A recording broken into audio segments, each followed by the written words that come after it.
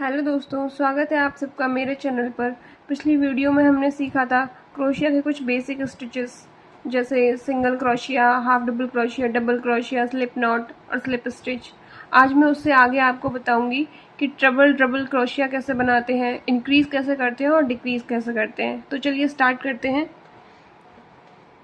Triple double crochet बनाने के लिए मैं स्लिप नॉट बना के चेन बना लूँगी।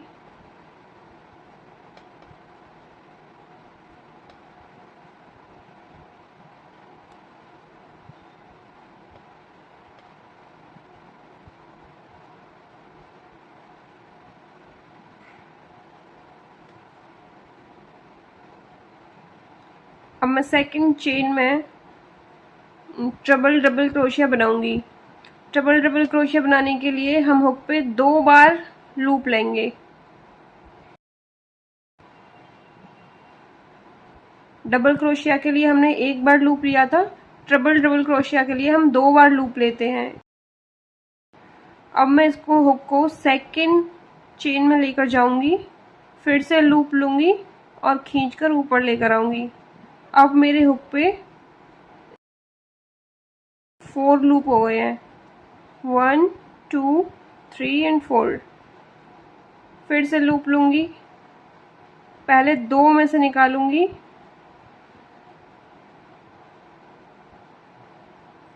फिर से लूप लूंगी, 2 में से निकालूंगी। ये 2 बार हो चुका है और अब थर्ड टाइम मैं सेम रिपीट करूंगी, फिर से लूप लेके दोनों में से निकाल लूंगी। तो ये एक ट्रिपल डबल क्रोशिया बन गया है। फिर से हम नेक्स्ट चेन में बनाएंगे, 2 बार लूप लेंगे हुक पे, नेक्स्ट चेन में हुक को लेकर जाएंगे, लूप लेंगे और फिर से हमारे पास 4 लूप हो गए हमारे हुक में। फिर से लूप लेंगे, 2 में से निकालेंगे, फिर से लूप लेंगे, 2 में से निकालेंगे, फिर से लूप लेंगे और 2 में से निकालेंगे। ये हमारा सेकंड ट्रिपल डबल क्रोशिया बन गया है। इसी तरीके से मैं सारे चेन स्टिचेस में एक एक ट्रिपल डबल क्रोशिया बना लूँगी।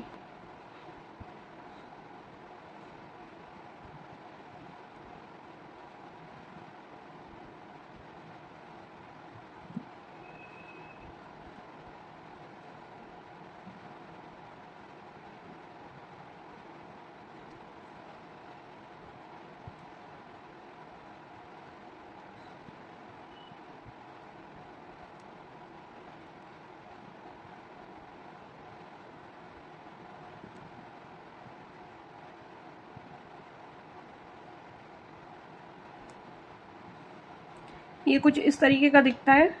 ये डबल क्रोशिया से थोड़ा सा चौड़ा होता है। तो चलिए अब मैं आपको बताती हूँ कि इंक्रीज कैसे करते हैं।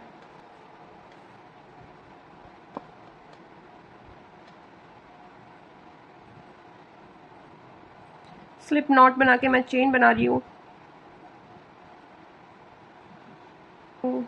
अब हम जो है सेकंड चेन में सिंगल क्रोशिया बनाएंगे। नेक्स्ट में फिर से सिंगल क्रोशिया बनाएंगे।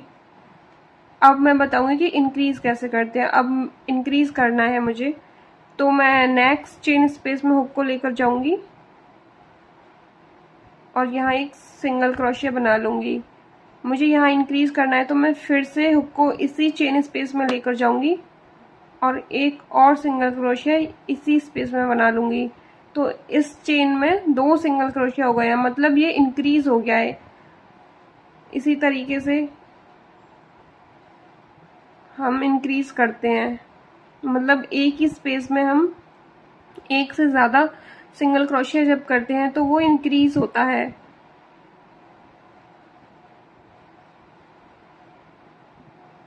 एक बार बनाया और अभी इसी स्पेस में दूसरी बार सिंगल क्रोशिया करूंगी मैं। इसी तरीके से सारे स्पेसेस में मैं 2 बार सिंगल क्रोशिया करूंगी। ये पैटर्न के हिसाब से कितने सिंगल क्रोशिया के बाद हमको इंक्रीज करना है, कितने इंक्रीज करने हैं, ये सब पैटर्न में होता है। जब हम सिंगल क्रोशिया करते तो ये स्ट्रेट बनता था, क्योंकि हमने यहाँ पर दो दो सिंगल क्रोशिया किए, इंक्रीज किए हैं हमने, तो ये राउंड में हो गया है इस तरीके से। एक ही चेन स्पेस में एक से ज़्यादा बार जब हम सिंगल क्रोशिया या डबल क्रोशिया में वर्क कर रहे होते हैं या हाफ डबल क्रोशिया में वर्क कर रहे होते हैं तो उसको इंक्रीज करना बोलते हैं। तो अब मैं आपको बताती हूँ कि डिक्रीज कैसे करते हैं। मैंने यहाँ पर कुछ चेन बनाकर सिंगल क्रोशिया बना लिया है। अब मैं एक चेन बनाकर अपने वर्क को टर्न करूँगी। ये 14 सिंगल क्रोशिया हैं, मैंने 15 चेन बनाए थे। एक chain as a turning chain count होगा, बाकी के 14 चेन में मैंने 14 सिंगल क्रोशिया बनाए हैं। अब मैं यहाँ पर वर्क के अपने एंड में मैं एक चेन बनाऊंगी और अपने वर्क को इस तरीके से टर्न कर लूँगी। अब हमको डिक्रीज करना है। हमारे पास ये जो वर्क है हमारा, इसमें 2 चेन दिखाई दे रही हैं ऊपर की तरफ इस तरीके से।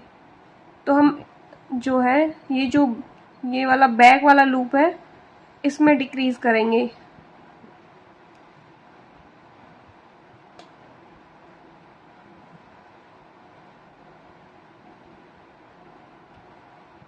हुक को इस बैक लूप में लेकर जाएंगे, फिर से नेक्स्ट बैक लूप में लेकर जाएंगे। अब हमारे हुक में ये दोनों को हमने एक साथ ले लिया है। अब लूप लेंगे, बाहर खींच कर लाएंगे, फिर से लूप लेंगे और इस तरीके से।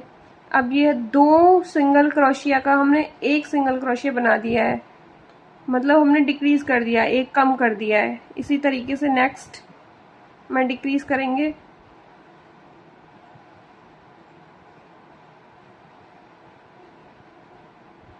लूप लेंगे, ऊपर आएंगे और फिर से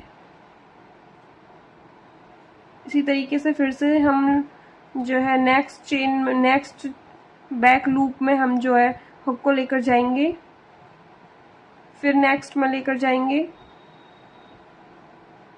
और लूप लेंगे और लूप लेकर ऊपर खींच कर लाएंगे, फिर से लूप लेंगे, दोनों से एक साथ खींचकर इस तरीके से। ये देख सकते हो ये यहाँ पर कम हो रहा है।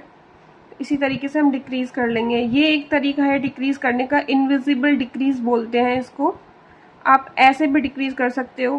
पहले हम इसमें गए, लूप लिया, खींचकर ऊपर आए, फिर नेक्स्ट में गए, फिर लूप लिया, ऊपर आए। अब हमारे पास 3 हो गए हैं और तीनों में से एक साथ खींचकर बाहर हमने खींच लिया।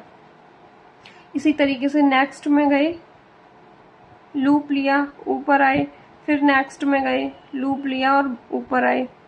अब ये हमारे पास 2 हो गए हैं और हम 2 का एक सिंगल क्रोशिया बना लेंगे। इसी तरीके से हम आगे भी डिक्रीज कर लेंगे।